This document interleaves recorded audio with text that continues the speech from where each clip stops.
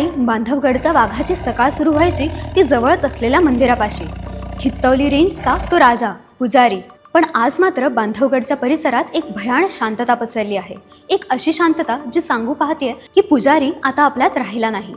पुजारी हे नाव पडलं कारण हा वाघोबा चक्क नियमितपणे नदीवर नहायला जायचा आणि जवळच असलेल्या एका विशिष्ट मंदिरापाशी वारंवार निदर्शनास यायचा। धुक्याने भरलेल्या त्या घनदाट वाटा, मंदिराजवळील तो शांत परिसर आणि त्या शांततेत रुबाबदारपणे वावरणारा देखणा आणि अवाढव्य असा पुजारी हा काही साधारण वाघ नसून बांधवगडच्या अस्तित्वाचा जणू जीवात्माच होता। त्याची राजेशाही पण निर्विकार चाल, आक्रमक नजर, भव्य दिव्य तेजस्वी आभा, जणू त्याला माहिती होतं की हजारो पर्यटक फक्त त्याची एक झलक अनुभवण्यासाठी येतात।